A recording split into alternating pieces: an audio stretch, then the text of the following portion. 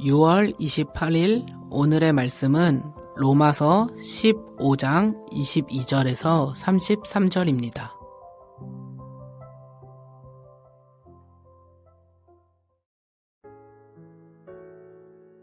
그러므로 또한 내가 너희에게 가려 하던 것이 여러 번 막혔더니 이제는 이 지방에 일할 곳이 없고 또 여러 해 전부터 언제든지 서바나로 갈 때에 너희에게 가기를 바라고 있었으니 이는 지나가는 길에 너희를 보고 먼저 너희와 사귐으로 얼마간 기쁨을 가진 후에 너희가 그리로 보내주기를 바람이라. 그러나 이제는 내가 성도를 섬기는 일로 예루살렘에 가노니 이는 마게도냐와 아가야 사람들이 예루살렘 성도 중 가난한 자들을 위하여 기쁘게 얼마를 연보하였음이라. 저희가 기뻐서 하였거니와 또한 저희는 그들에게 빚진 자니 만일 이방인들이 그들의 영적인 것을 나눠 가졌으면 육적인 것으로 그들을 섬기는 것이 마땅하니라. 그러므로 내가 이 일을 마치고 이 열매를 그들에게 확증한 후에 너희에게 들렀다가 서바나로 가리라. 내가 너희에게 나아갈 때에 그리스도의 충만한 복을 가지고 갈 줄을 아노라. 형제들아, 내가 우리 주 예수 그리스도와 성령의 사랑으로 말미암아 너희를 권하노니 너희 기도에 나와 힘을 같이하여 나를 위하여 하나님께 빌어 나로 유대에서 순종하지 아니하는 자들로부터 건짐을 받게 하고 또 예루살렘에 대하여 내가 섬기는 일을 성도들이 받을만하게 하고 나로 하나님의 뜻을 따라 기쁨으로 너희에게 나아가 너희와 함께 편히 쉬게 하라. 평강의 하나님께서 너희 모든 사람과 함께 계실지어다. 아멘. 로마서 15장 22절에서 33절 말씀을 함께 묵상하겠습니다. 바울은 로마서 마지막 단락에서 자신이 했던 사역을 정리합니다. 복음을 이전에 설명하긴 했지만 그래도 마지막에 간단하게 설명할 필요가 있어서 이 편지를 보냈다고 하지요. 그리고 이 복음 사역은 자신의 능력으로 한 것이 아니라 하나님께서 하신 사역임을 말하고 있습니다. 그리고 이렇게 한 것을 아주 자랑스럽게 여기지요. 왜냐하면 하나님께서 하신 사역을 통해서 하나님 나라가 확장되고 하나님의 능력이 전해졌기 때문이지요. 그리고 나서 자신이 사역한 지역을 말하고 자신이 했던 사역의 원리를 설명했습니다. 이제 바울은 자신의 과거 사역의 설명에서 미래를 향하고 있습니다. 오늘 본문은 자신의 사역 계획을 소개하고 기도 부탁을 하고 있는 것이지요. 22절에 보니 바울은 로마와 로마 교회를 방문하려고 여러 번 시도했으나 가지 못했다고 합니다. 왜 가지 못하게 되었는지 본문에서는 말하고 있지 않습니다. 하지만 로마 교회에 가지 못한 것이 마음 한켠에 항상 부담으로 남아 있었습니다. 그런 가운데 23절에 보니 이제는 서바나로 가려고 합니다. 서바나는 지금의 스페인이죠. 바울은 지금까지 사역했던 곳에서 충분히 사역했고 또한 여러 해 전부터 서바나로 갈 계획을 세웠는데 지금 서바나로 가기 전에 로마 교회를 방문할 수 있는 기회가 생기길 바라고 있습니다. 로마 교회 성도들과 깊은 교제와 사랑을 나눈 후에 로마 교회가 자신을 서바나로 파송해 주길 바라고 있습니다. 그런데 로마 교회를 가기 전에 먼저 해야 할 일이 있다고 하지요. 25절에서 29절입니다. 이 할 일은 먼저 예루살렘으로 먼저 가는 것입니다.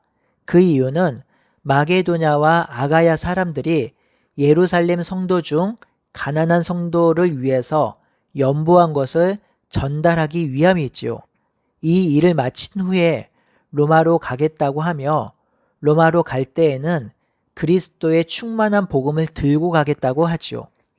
이런 바울의 상황은 사도행전 19장 21절과 20장 3절, 16절에 기록되어 있습니다. 또한 마게도냐와 아가야 사람들이 헌금을 했다는 기록은 성경 여러 곳에 나타나는데요. 사도행전 24장 17절, 고린도전서 16장 1절에서 4절, 고린도후서 8장 9장, 갈라디아서 2장 10절에 기록되어 있습니다. 이렇게 자주 반복적으로 기록하고 있는 이유는 마게도냐와 아가야 사람들이 헌금한 것이 교회사적으로 볼 때, 또한 공동체적 관점으로 볼 때 너무나도 중요한 원리를 제공하고 있기 때문입니다. 그 중요한 원리가 26절에서 27절에 기록되고 있는데요. 이 구절을 정리하면 세 가지 원리를 생각해 볼 수 있습니다. 첫 번째로 마게도냐와 아가야 사람들이 예루살렘의 가난한 성도를 위해 헌금할 때 기쁘게 했다고 하지요. 이것은 헌금이 자발적으로 이루어졌다는 것을 보여줍니다. 헌금은 기쁘게 그리고 자발적으로 이루어져야 합니다. 누구에게 보이려고 또는 내가 직분자이니 하기 싫은 것을 억지로 하면 안 됩니다. 성도 여러분, 의무로 하는 것과 억지로 하는 것은 다릅니다. 의무는 나에게 주어진 직분과 사명이 있게 하는 것이고요. 억지로는 하기 싫은 것을 하는 것입니다. 우리는 성도이고 때로는 직분자이기에 교회를 세우기 위한 기본적인 의무가 있습니다. 그것을 실천하는 것이 중요한 것인데요. 그 의무조차 억지로 정말 하기 싫은데 해야 한다면 하지 않는 것이 좋습니다. 하나님은 억지로 낸 헌금이 없어서 하나님 나라 일을 하지 못하는 분이 아니거든요. 그러니 헌금하실 때 자발적이고 기쁨으로 하시길 바랍니다. 두 번째는요. 이 헌금은 이방인 교회와 예루살렘 교회의 연합을 보여줍니다. 복음은 예루살렘에서 시작되었고 이 복음은 이방인에까지 전해졌고 그러므로 말미암아 이방인 교회가 세워졌죠. 그래서 이방인 교회는 자신들이 영적 빚진 자라고 생각합니다. 이 이방인 교회는 이제 그것을 갚으려고 합니다. 이 헌금은 이방인 교회와 예루살렘의 유대인 교회 간의 아름다운 연합을 보여주고 있습니다. 세 번째로 이 헌금은 사랑의 실천이지요. 헌금의 기본적인 사용 용도는 섬기기 위함이고 특별히 가난한 자를 돕는 것 구제입니다. 하나님은 가난한 성도를 구제함에 있어서 성도를 통해서 헌금을 통해서 구제하게 하십니다. 그것이 구체적인 사랑의 실천입니다. 성도 여러분, 헌금은 교회를 한데 묶는 도구가 되기도 하고요. 교회를 분열시키는 도구가 되기도 합니다. 자발적으로 드려진 헌금, 감사하게 드려진 헌금은 교회와 성도를 세웁니다. 하지만 억지로 하게 한 헌금, 그리고 두려움을 조장하게 하여 하게 한 헌금, 축복을 담보로 하게 한 헌금은 교회를 어렵게 하고 성도의 삶을 힘들게 하기도 합니다. 헌금은 자발적이어야 하고 기쁨으로 드려야 합니다. 헌금은 사랑의 실천이며 성도의 교제의 도구와 통로입니다.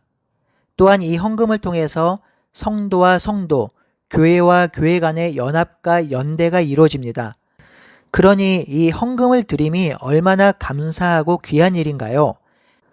나의 수입으로 나만 사는 것이 아니라 나의 지체를 살리고 공동체를 세우고 또한 사역자를 살리고 하나님 나라를 세우니 얼마나 감사한 일인지요. 그러니 하나님께 드리는 헌금을 인색하게 하지 말 것이며 할 수 있는 대로 감사한 마음으로 하는 것이 좋습니다. 그런데요, 감사함으로 드리는 헌금이 부족하여서 교회를 세우는데 재정이 부족하면 어떻게 하면 좋을까요? 부족하면 부족함에 맞추어 교회 예산을 줄이면 되고요. 사역자의 사례가 부족하면 제가 일하는 목사하면 됩니다. 그렇기에 목사는 필요에 따라 헌금 설교를 할 수 있어야 합니다. 물론 저도 필요에 따라서 헌금 설교를 할 것이고요. 때로는 구제와 헌금을 해야 한다고 말할 수도 있을 것입니다. 헌금은 목사에게 드리는 것이 아니라 하나님께 드림으로 구제와 교회를 세우는 일이기에 이 부분에 있어서 말씀의 가르침대로 설명하고 설교할 수 있어야 합니다. 그런 교회가 건강한 교회지요. 30절에서 33절은 사도 바울의 기도 부탁입니다. 로마 교회 성도들이 기도할 때 자신과 힘을 합쳐 자신을 위해서 함께 기도하자고 합니다. 바울은 이 기도 부탁을 할 때 우리 주 예수 그리스도와 성령의 사랑으로 하라고 합니다. 이것이 중보 기도의 핵심입니다.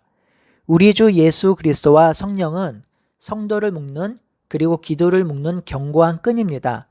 예수 그리스도와 성령의 사랑이 있기에 우리는 서로를 위해 기도할 수 있고 간구할 수 있는 것이지요. 사도 바울이 부탁하는 기도의 내용은 두 가지입니다.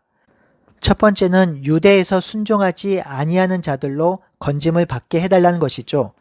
이 기도 제목은 지금도 유대인들 중에 기독교를 거부하고 교회와 성도를 박해하는 무리들이 있으며 자신도 그 위험에 노출되어 있는데 그들의 박해로부터 보호를 받게 해달라는 것이죠.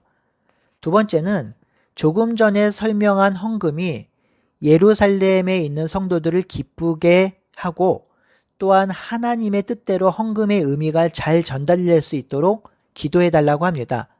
이 두 번째 기도 제목으로 기도하는 것은 아주 중요합니다. 성도들이 가장 실족하고 마음 상하는 부분이 바로 돈과 연결되는 것입니다. 아무리 사역을 잘하는 목사라도 아주 작은 재정적인 실수가 생기면 성도들이 실족하지요. 또한 선한 의도로 헌금에 관한 설교를 했다 해도 그 헌금 설교에는 오해가 생길 수도 있습니다. 또한 구제할 때 모르게 하지 않고 드러내게 구제를 하면 구제를 받는 성도들이 상처를 받기도 합니다. 그렇기에 헌금, 구제 이 영역은 세심한 배려와 관찰이 필요하고 무엇보다 함께하는 중보 기도가 필요합니다. 그렇게 바울은 이 부분에 있어서 특별하게 기도를 부탁하고 있는 것이지요. 우리 교회는 감사하게도 지금까지 헌금과 재정 사용과 집행이 무탈하게 가고 있습니다. 너무나도 감사한 일이지요. 이는 성도들이 헌금에 대해서 성경적 관점을 바르게 가지고 있고 또한 재정을 집행하는 관제팀의 수고와 헌신이 있고 또한 예산 수립과 재정 집행이 투명하게 이루어지고 있기 때문일 것입니다. 그렇기에 저는 우리 교회의 헌금과 헌금의 사용에 대해서 항상 감사하게 생각합니다. 그럼에도 우리는 성도들이 자발적으로 기쁜 마음으로 헌금하고 헌금이 올바르게 사용되며 재정의 집행이 올바르게 집행될 수 있도록 기도해야 합니다. 마지막으로 바울은 로마교회 성도들에게 최고의 감사와 간구로 축복합니다. 평강의 하나님께서 너희 모든 사랑과 함께 하실지어다. 사실 바울도 쉽지 않은 상황이죠. 핍박과 박해가 있고 언제나 오해를 당하는 그런 상황에서 성도들의 평화와 평강을 비는 것이 인상적입니다. 우리가 누군가를 축복하고 평화를 빌 수 있는 것은 나의 상황과 환경이 좋을 때만 가능한 것이 아니라는 것을 보여주고 있지요. 상황이 힘들고 어렵지만 그 상황 속에서 역사하는 하나님을 바라보며 얼마든지 지체를 축복할 수 있는 것이지요. 오늘도 주님 안에서 성도들을 기억하고 특별히 나의 두려움을 기억하며 그들을 위해서 중보하고 축복을 빌어주는 날이 되기를 바라고 소원합니다. 아멘.